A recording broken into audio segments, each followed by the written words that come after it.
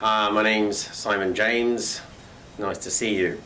Hope you enjoyed the tape. Why am I the greatest salesman in the world? I'm probably not. Anyone that tells you that they are, quite honestly, run away because they're about to sort of jam something crap down your throat. I am a fine salesman though, and I know an awful lot about the profession. I started early. Soon after leaving drama school, I helped set up a company called DMS, Direct Market Solutions, where we would work for a variety of computer dealerships throughout Britain, and on their behalf we would call companies of various sizes and sorts, and I would talk to IT and DP and computer managers, and I'd have conversations like, well, so that's obviously a 36 over a Mini over a 38 mainframe IBM that you're using there, and obviously you're preferring the network to the multi-user system with the dumb terminals, and obviously you're using a Unix system, aren't you? You're not using MS or MS-DOS, no, and please tell me you're not using a Cobalt system. And they'd start to open up to me, and they'd talk to me like they were talking to their lost son, and they'd give me all this huge amount of information, which I'd be writing down furiously, and I always wanted to tell them I actually really completely couldn't understand a word they were saying to me, because I'm completely computer illiterate, but I do know how to talk the talk. So at that point I learned that sales was quite a fun thing to do. From there on I went to work for EMP, Estate Marketing Publications. We published brochures for all the major teams, football teams in Britain. I became a fully qualified financial advisor.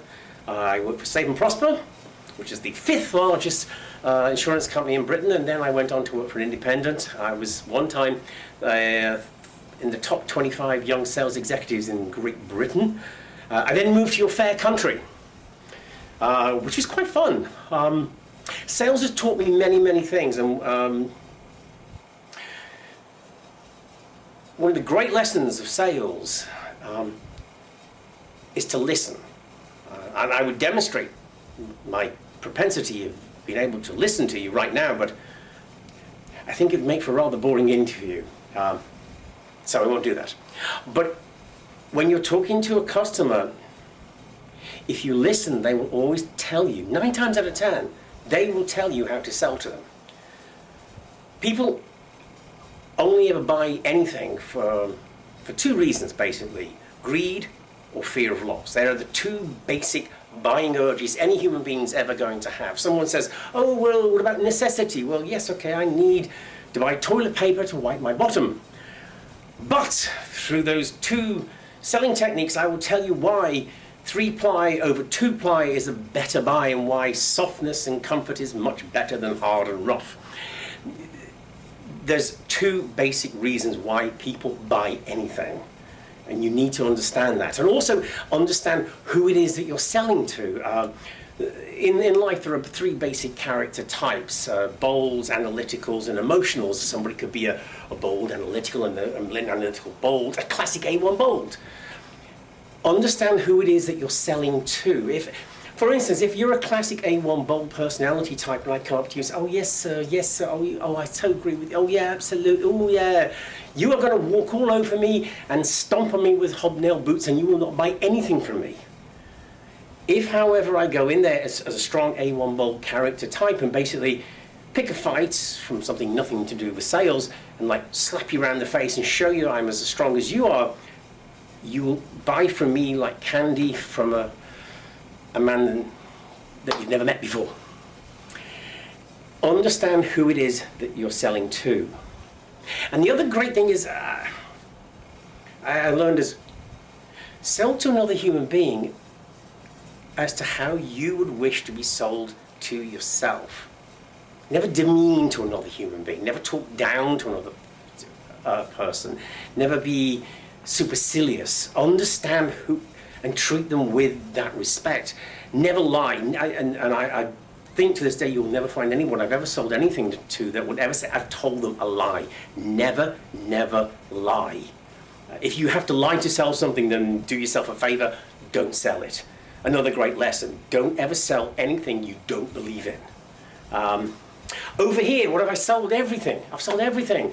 from radio ads to lawyers who love to hear the sound of their own voice, to till tape for Burger King, to magazines for Jewel Superstores, Casablanca Express. They sold the Wyndham packages for timeshare. I'd be the person who would call you and tell you your free trip really wasn't that free, really, and if you gave me somewhere between $200 to $700, I'd make it a really nice trip. 75 to 78% of the people avail themselves of that. Right now, I work for the American Jewish Directory, selling a lot of advertising space to people that either are Jewish or wish to do business with the Jewish community. And funny story. When I was in Chicago, I worked for a company called More and More. I know that's very 80s, but anyway, it was at the time it was Chicago's largest and oldest video dating company. And I was a bit of a walking anomaly because I was a very, very successful male sales executive, because in all the other companies out there, there basically it was a female-dominated business, other than, for some reason, me. And I worked for this company. I was one of the top salespeople in the company, one of the top two. Anyway, it was 4 days. My clients, basically, people say, who joins a dating service? Ooh. Well, pretty much every single lawyer in Chicago, all the partners at the advertising agencies, lawyers at the Yin Yang, doctors. I had this second violinist and concertmaster at the Chicago Symphony, the only straight member of the Chicago Opera, plus anything down to, postman, and everything in between. Membership started about 1,800 and went up to like 3,500. Anyway, it was 3 days before Christmas. Very Dickinson, this story, but anyway, it's true. It's 3 days before Christmas, and it was late at night. It was about 10:30, maybe even 11:15. Late at night, everyone had gone home. All the sales staff had gone home. The telemarketers, the admin staff. There was basically just myself, Julia, who was a very attractive Puerto Rican, who was our front of house and sort of slash assistant. We were the only two people left in the office with my client, who was a 6'10" basketball player who just joined, was a rookie for the Chicago Bulls. I remember him quite clearly because he always had to duck to get through my door because he was that huge. A really nice guy, anyway. But anyway, I did my job. I signed him up. And at the end of the interview, he goes, I take him into the other room with Julia to do his video. So he's in there doing his video, and I'm walking up and down the corridors, minding my own business. It's a big office, top floor.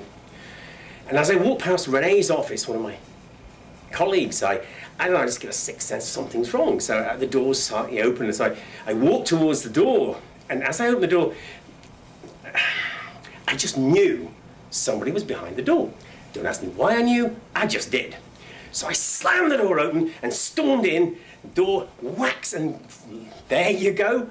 Behind the door, it hit someone. The door flew back, and I'm standing right in front of a well-built black guy, about my size, maybe slightly bigger, standing there with a VCR in his hand. So we're both standing there looking like deers caught in headlights, looking at each other. So after about 2 seconds, I think, okay, he hasn't thrown the VCR at me, he hasn't tried to hit me. 3/4 of my family come from the police, so take control of the situation. So it was like, put that down. Put that down now and set it on the desk. Amazing enough, the guy goes, oh, I'm sorry, man, I'm sorry. And he puts it on the desk. I was like, wow, this is great, this is great. So I think, what the hell do I do now? So I think, okay, all right, you, this is your lucky day.